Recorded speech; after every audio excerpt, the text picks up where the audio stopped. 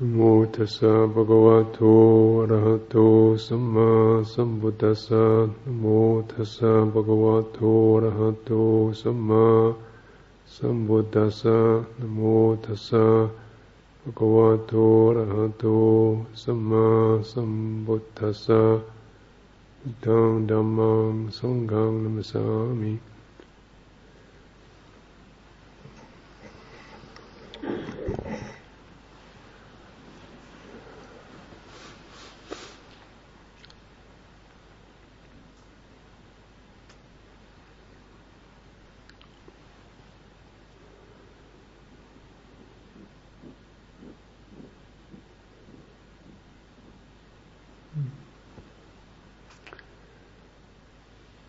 A new way to make the mind go quiet is get up on a seat and try and think of something wise to say.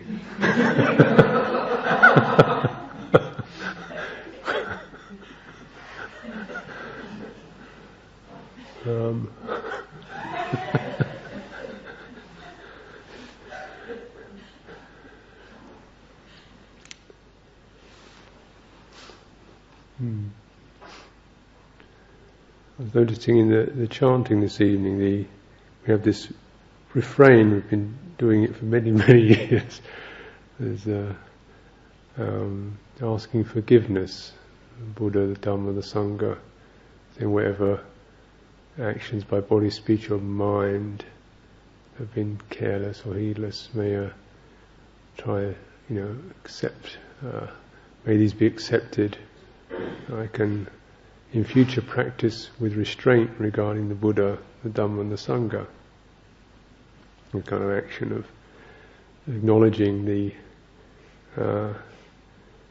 times when one looks back, we feel have really been very clear or agile or dispassionate or compassionate or spacious or whatever. So a sense of restraint.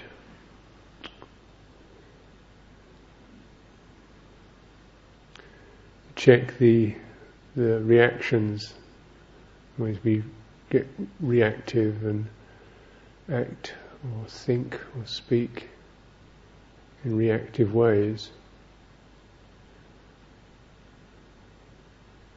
Acknowledging the kind of way we can just keep digging these old habits, like just keep digging ruts and doing the same thing over and over again through reactions, because reactions are just that, they're not actions, they're reactions, they're things one does again and again and again. And so there's this kind of treadmill quality about it that makes one feel so helpless sometimes. Doing this again, they did it again.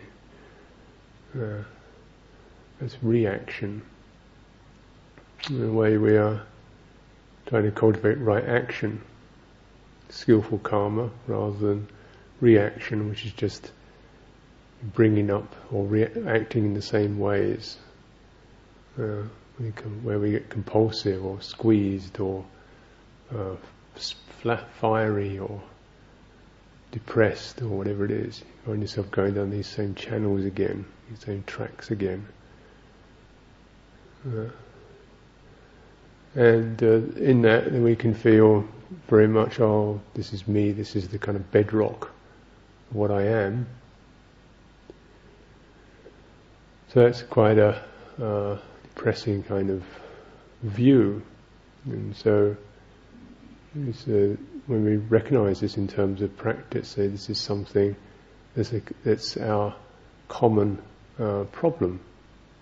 It's not a statement of what we are, but it's a statement of what happens. What happens, because it's what happens, it's something that also could not happen.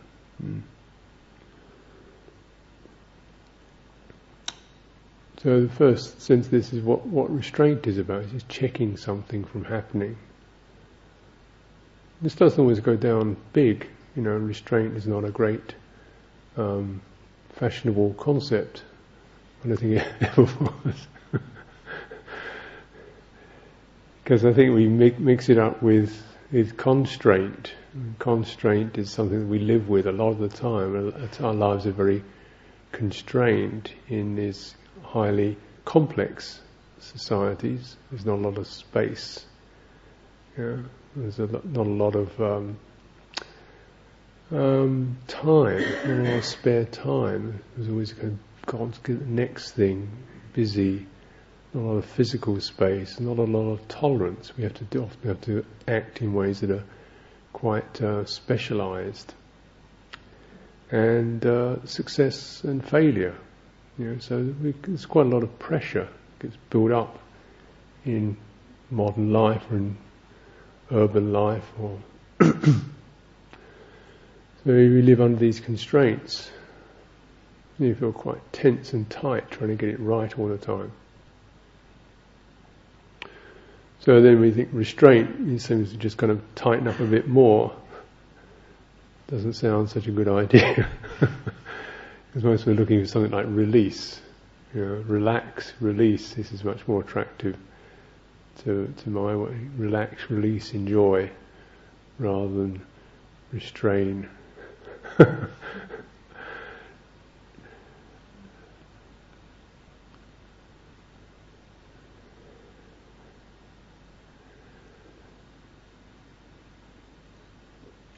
But the restraint is restraint in terms of coming back to restraint of the patterns, the reactions that keep fixing us and that act as limitations on our freedom. So we're restraining that in order to realize that which is relaxed, at ease, checking the things that tighten us up, wind us up, make us flare or make us sink.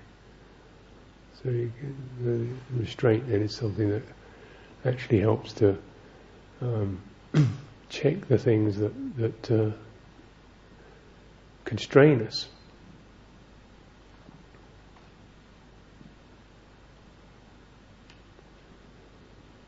Restraint is often like external qualities, such as restraint over what one puts someone's mind into, just being a bit more prudent about what we attend to, what we think about, what we read or look at. Restraint in what we requisites that we use, how much you really want or need, which is practice in its own right, because by and large the world in general is saying you need more. The newer, the better, the faster, the more powerful, exciting, and so forth. So just putting that word as a value word, rather than the more, the higher, the wilder. Just to kind of check the way that we get used by the commercial, material world, because it's what it does. Eats you up. We think we're eating it, but actually it's the other way round. Your time gets eaten up, your money gets eaten up, your energy gets eaten up, heart gets eaten up by all this stuff. So it's checking that. And then restraint in terms of what we want to bring forth, what we act, what we do. So there's obviously things like refraining from killing, harming, stealing, lying, abusing, verbally or sexually, abusing ourselves, intoxication, drugs, messing ourselves up. Amazing that people haven't really caught on to this yet, by and large. So, that maybe if we just stop doing all this stuff, we wouldn't have to have so many forms of entertainment. We'd feel good in ourselves. We just stop messing ourselves up. But it doesn't sell very bananas, that kind of line. So it's something you actually got to keep kind of applying.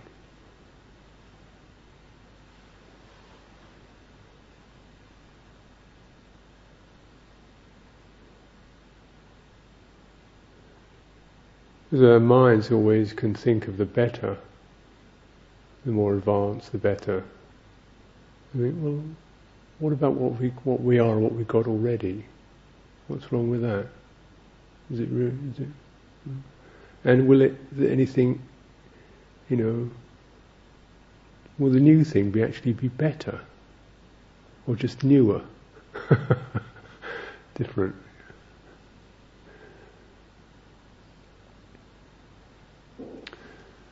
This is a very powerful habit. In this monastery, we've been doing this, built with monasteries for 25 years or so in Britain, and it's actually finding that line where you actually do need to have a roof without holes in it. It's true. You need to get these things working, and yet there's a point at which you get into a habit of fixing and changing and improving things. And so the actual quality of the life gets lost because we're always busy thinking, figuring, planning, working things out. Maybe it'd be better if we just live with the way it is. It doesn't look so good, but internally. So that quality of restraint helps to find the place where we could actually deepen and feel more quality in our life. Because you can see that the more we go out, actually, it just keeps getting, the target goes up and up and up. The level of what would be good and happy is continually moving upwards. So you never get to the end of it. Thing of beauty is a joy for a fortnight.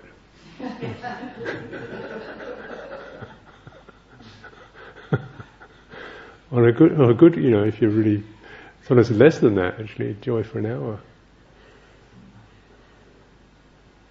So this is when you're using restraint not from some puritanical, uptight fear of things, but just what gives in this world? What is this world about really? Where do you find the goods, the happiness, the fruitions? This sense of moderation, and then enough so you can actually let go of that and just turn inwardly. You've got more time, more space, more opportunities to develop the mind, the heart, attention, awareness, sensitivity, skills in terms of what the energies of the mind, learning to calm, moderate that, brighten it, clear the doubts or the dullness, restlessness, irritation. So then restraint actually becomes the doorway that says, okay, this is change of direction, we move this way. To enter something where we can be free.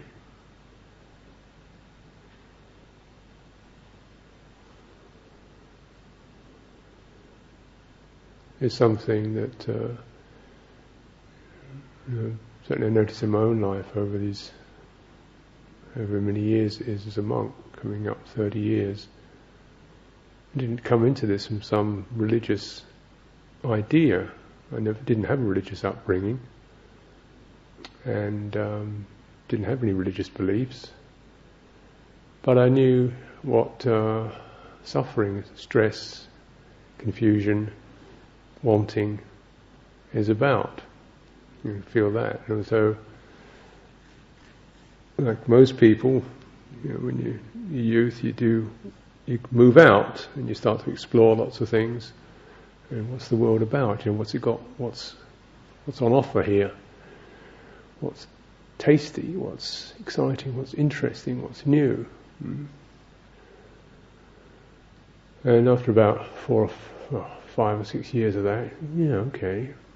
And but then by the time I got to started travelling, by the time I got to Asia, I felt like a kind of an oversaturated sponge. There's just too much stuff in my experience to process it. It's just dripping, sodden. There's no room for anything else. You sit down somewhere, and immediately the inner mind would just start babbling, thinking, fantasizing, dreaming, wondering, wanting this, wanting that. So it was kind of wall to wall full, crammed. There was hardly any space to really receive anything anymore. So I as I did the travelling, I'd find it would take less and less time. I'd go to somewhere, and within within a week, I get bored with it. Then it got to within 2 days. Then it got to within an hour. I'd already, I couldn't take it in. It was like this strange sense of you look at something, you can't get it because you're already so full up. Your senses are so full with the future, the past, and so forth. I just need to squeeze the sponge, not because out of some aversion, but just so I can to have some freshness in the mind. And that's really why I went to a monastery, a sense of chilling out a bit. I ought to be glacial by now.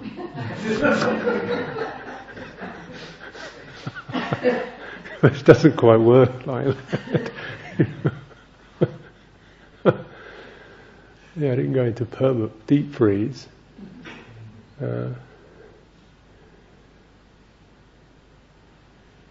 But just being in a place where there really wasn't very much going on, then it's a lot of external restraint. But still, what that meant was that this turning inwards, you come into the incredible dimensions of memory and thought and emotions and wanting and not wanting and so forth, going on all the time, futures and past, and should I be this, should I be that. So it was very full, and I mean, kind of not exactly squeezing the sponge, but letting it evaporate over these last 25, 30 years, letting it just kind of evaporate. That's what it tends to do. Now, actually, I don't particularly want anything very much. A bit of space, time.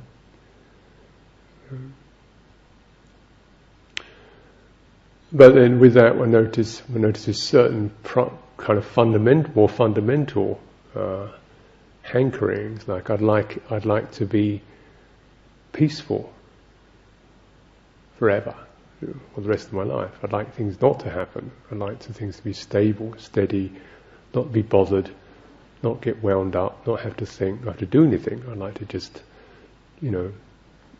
like the future to be assured. I could probably manage gentle tides of adoration coming this way. Right, it's not too intense.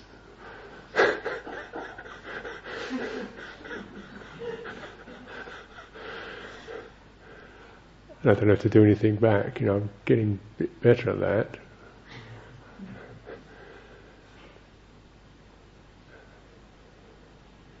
So that sense one wants the future, to be okay, to be fine. I want what's around me to be okay and fine. I want to live in somewhere that's peaceful and happy and calm and bright.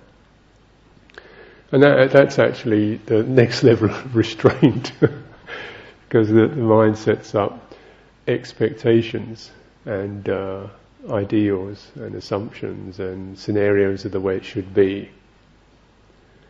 So when one starts to enter into the realm of mind, we see first of all, if you like, there's the mental content, which you can, just by checking and stabilizing, getting into the present and feeling the distress of the passions or grudges or doubts, and you begin to use meditation to clean those out. But underneath that, one has the fundamental structure, not just the content, but the structure, if you like, call it structure.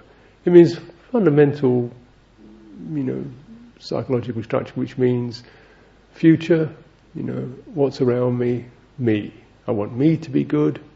I want for me to be good, there's got to be what's around me good, and there's got to be a future I'm moving towards. Happy little me. That's the fundamental structure. Time and space, and I'm in it. And as I want it to be good, or at least not bother me. And if that was just a little bit too much to ask for.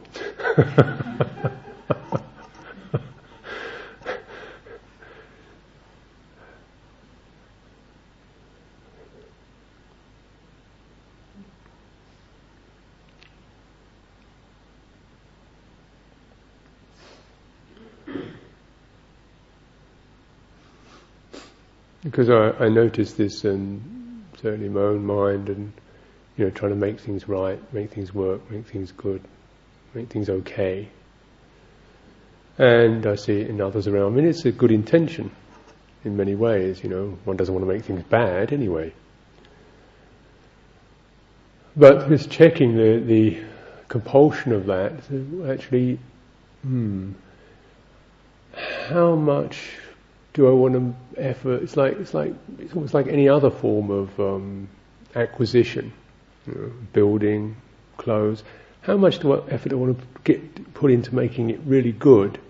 Because the more I put into that, there's a certain loss of steadiness and calm and okayness in the present, isn't there? That's what you find with any kind of anything that you feed on, anything that you live with. That there's a certain point in which you actually need it to be good enough, and then beyond that, if you find you're starting to lose out because you're putting so much energy into making it better or right, that you lose the quality of freshness or brightness or appreciation. It's like having the perfect garden or the perfect car or anything like that. There's got to be a sign in which it's good enough.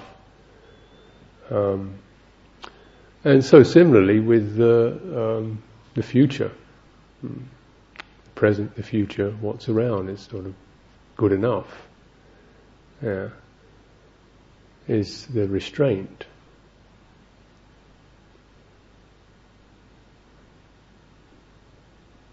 Because in practicing Dhamma, we're not actually carving out a little oasis somewhere. It flows into the world, into our own personal world, into the physical world, into the culture that we're in. We're part of all that. So, and one has to live with a certain amount of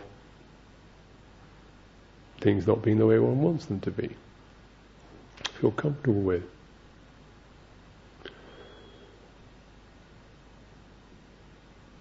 And instead of the reactions and the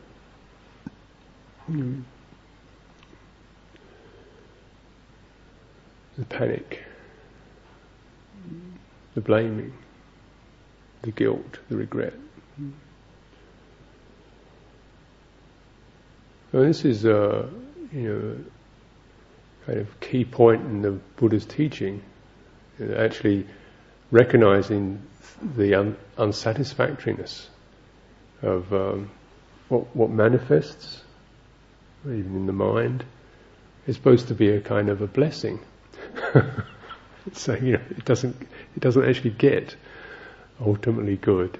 So then you can relax from that, or relax from those drives and expectations that are trying to make it the best. This is very important to recognise, because particularly when you pick up a kind of any sense of personal development or religious life or spiritual development, then you actually, the bar is very high. It's a big jump to get over. You want to be Buddha or peaceful or happy or whatever have you put it, then the sky's the limit, really. And so how do we deal with the mundane and the ordinary? This is what restraint is about. So just keeping the expectation lower, right now. So it actually takes us back to the very qualities of Buddha.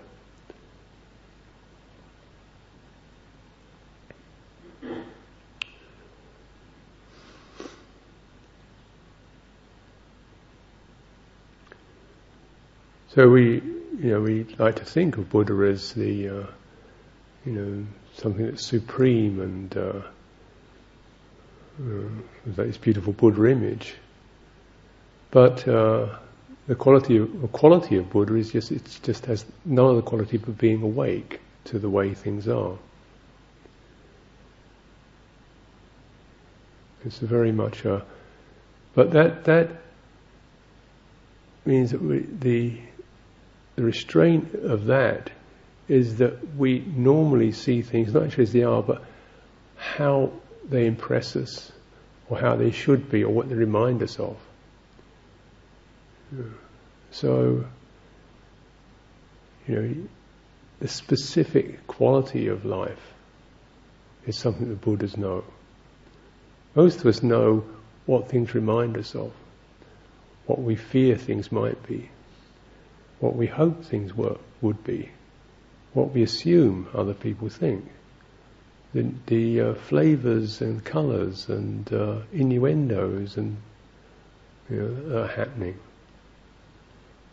The mind kind of goes into that and enlarges it because it's seeking all that territory of the possible and the to be fulfilling.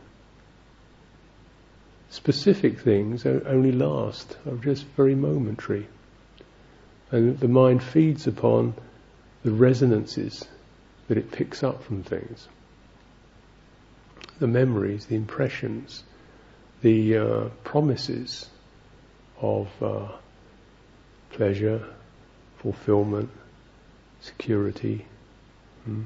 That's what comforts the normal mind. It's like this, therefore you can have a good time.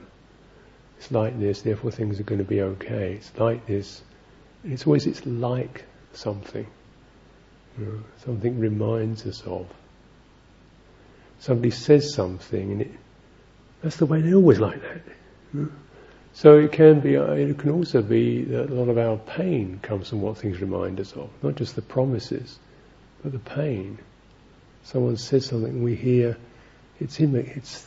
we hear something that represents something within us. We call it touch. It pushes a button. It reignites old karma. We see the present. We experience the present. And it touches into something of the past that rises up. Be pleasant? Of course, it can be pleasant. Unfortunately, that same mechanism delivers enormous voltage of pain. So, if we want to find a way out of the pain, there has to be a way of finding a way out of the pleasure,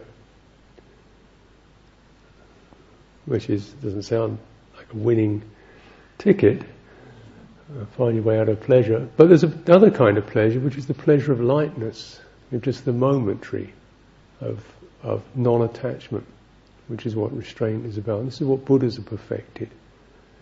You can imagine that the historical Buddha living in India, living out on the countryside in India, probably life was very much substandard, I would imagine. No air conditioning, no special foods,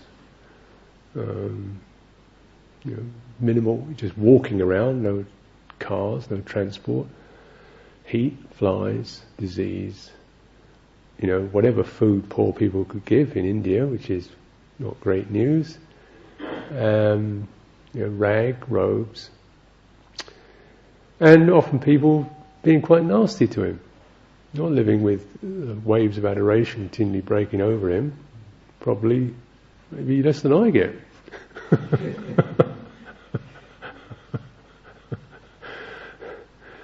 But actually people being, some people trying to kill him. His cousin tried to kill him several times. My cousin's never done that to me.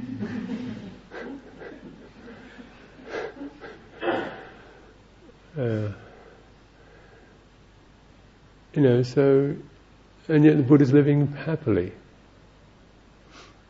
He's not walking around getting paranoid, wondering where the next meal is going to come from, wondering who's going to have a difficult, challenging meeting with this evening. Some grumpy ascetic who wants to do a number on him. Or some recalcitrant monk, some miscreant who's done some abomination that he's got to sort out. People complaining. And at the same time not worrying about, where's this religion going to? Oh God, what have I started? I knew I should have shut up and not said anything.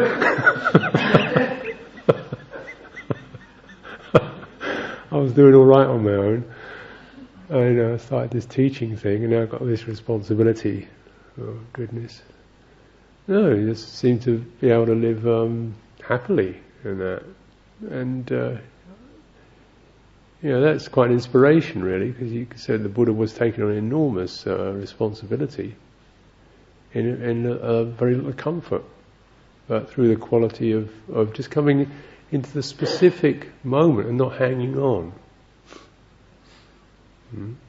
Not having expectation,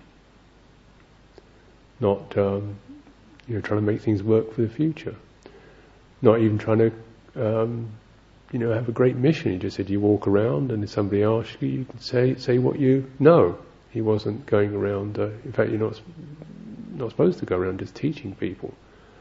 So the idea is not to set the world on fire, but actually to put out the fire, to refrain. And let that quality of gentleness and peacefulness be its own teaching. That one is living in that restraint with happiness and vitality and joy.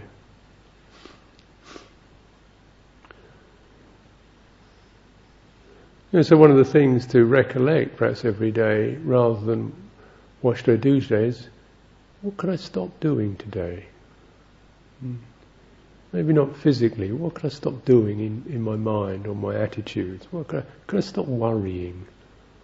Or stop worrying about that one a little bit. Just go chip down the list of and see.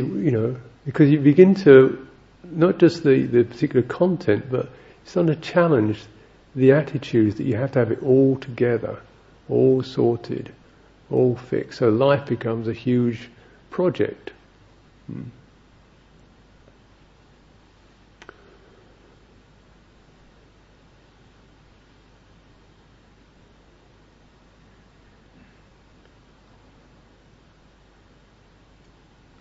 And I can say quite honestly that nothing I've ever planned has ever happened. Things have happened that have been similar to it, but nothing I've ever worried about has actually ever happened. It takes a while to remember that, to really see that. You can't know the future. And a number of things I've actually kind of psyched myself up for, haven't actually been necessary. But the habit is there to be over-prepared. It's like you get yourself all kitted out with psychologically a huge amount of armament, and then you find you've actually got to walk on water, and it's actually getting in the way of being able to really handle life. Because actually it's more the case that the lighter we are, the less things rock us around, the less weight you're carrying, the less things rock you around.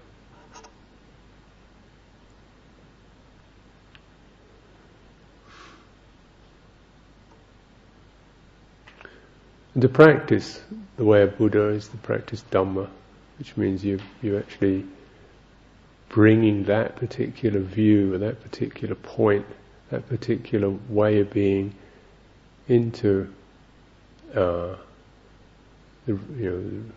what you are, your thoughts, your speech, your actions, the Eightfold Path.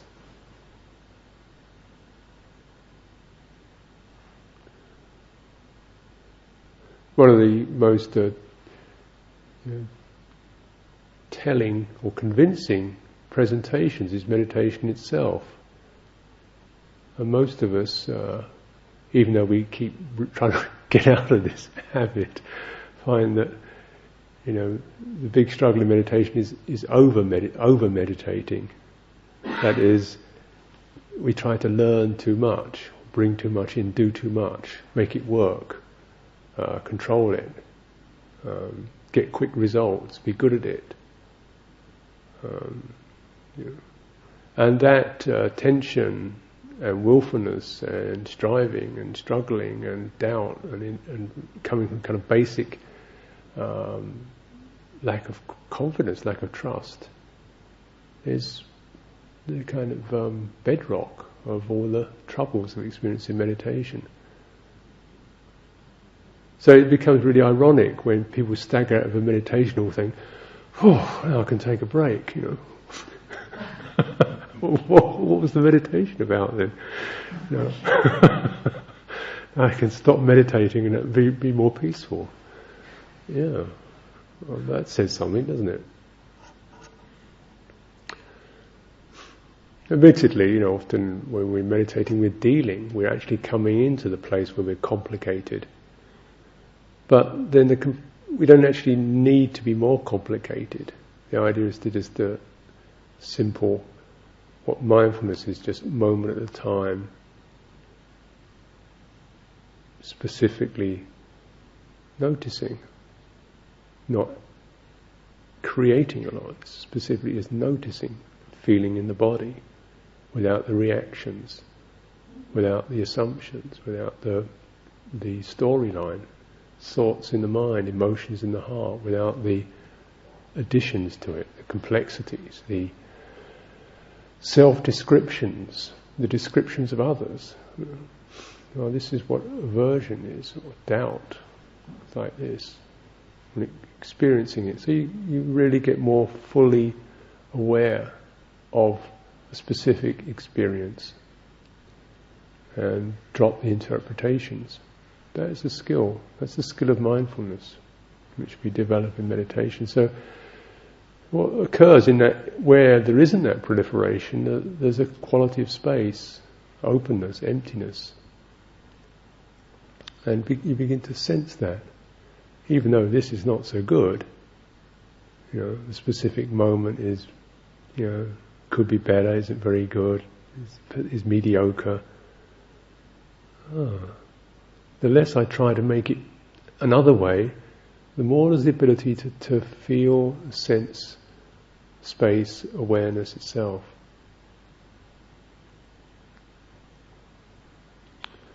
Certainly one of the big challenges of retreats and solitude and silence is you go out there with your little candle and your stick of incense and your Buddha image and your resolutions to into the deathless and so forth. Right, here we go, the big push. Sit there and your mind just starts babbling about some mediocrity, not even passionate anymore, just kind of little dribbly thoughts. Who wrote Wuthering Heights? What was Doris Day's 5 greatest hits? And this is hardly kind of hand-to-hand wrestling with the cosmic forces that one was expecting.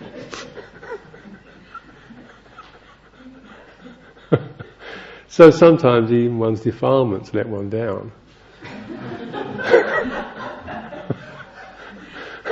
It's not having the grandeur or the tragic quality that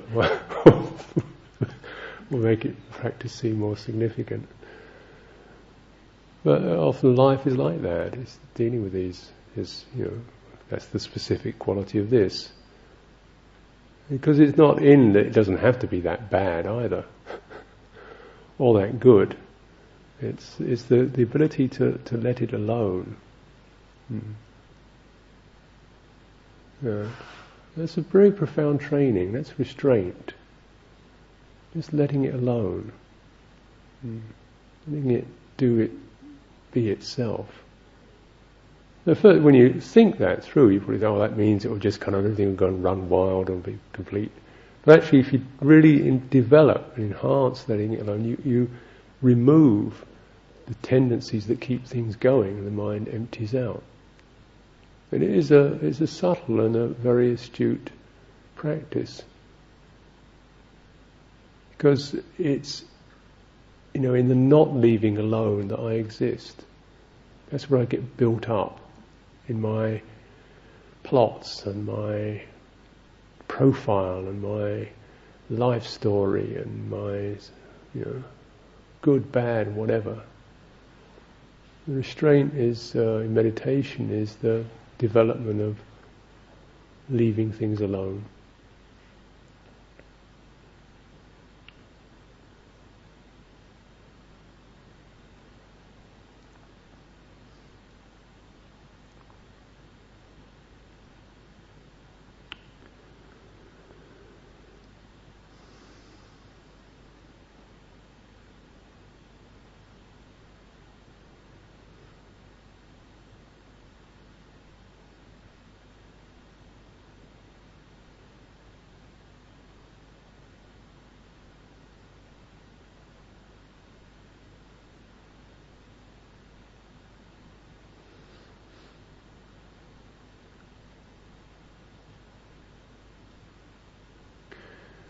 One of the ways in which the early Sangha was always described, this is what people marvelled at, was that these samanas, these recluses, would be living under trees and sleeping on bits of straw, and they say their countenance was bright, clearly rejoicing. They were very alive.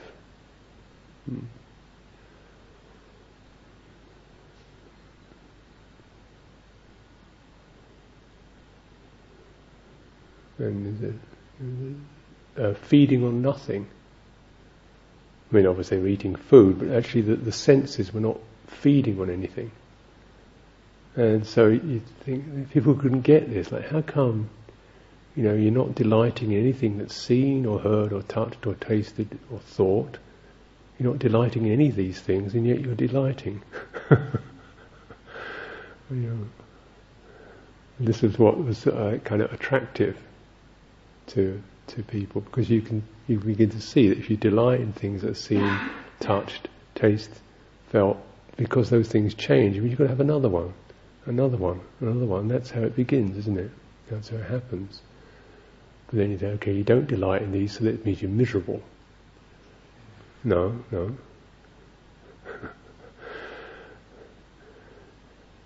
feeding on nothing. It doesn't mean not feeding, but actually feeding on the emptiness, or the signless.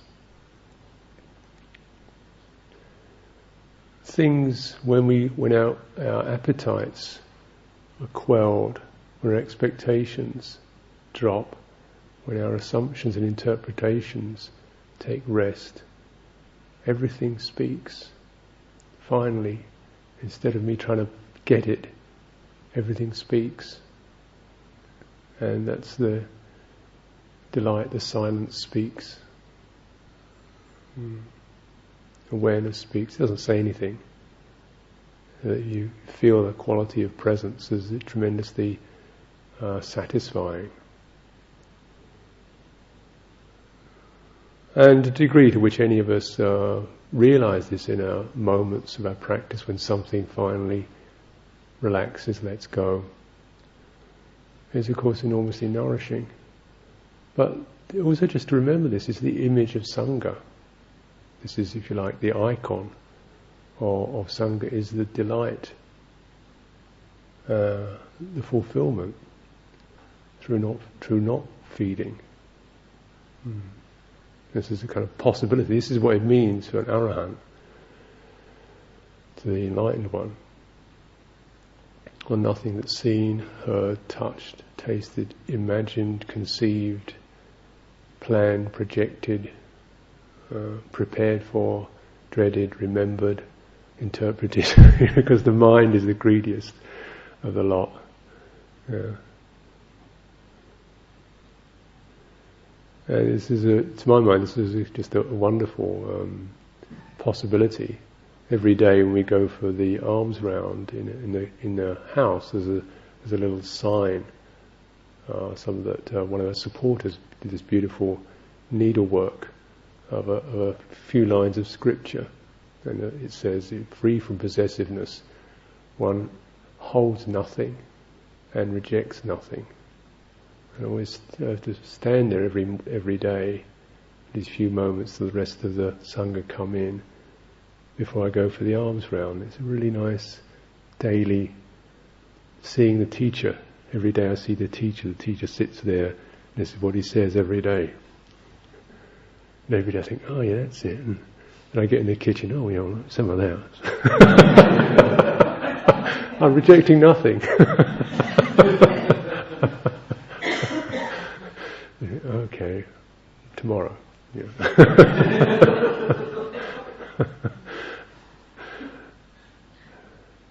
But it does get in there over the years. But it's sometimes we feel that restraint is really primarily external, but the internal is the important one. Restraining the mind, then the others fall into place. Once one begins to, relax that demand to be something or to be nothing, things begin to quieten, and we can feel the fulfillment of a spacious, empty mind. This is the highest restraint, brings the highest blessing.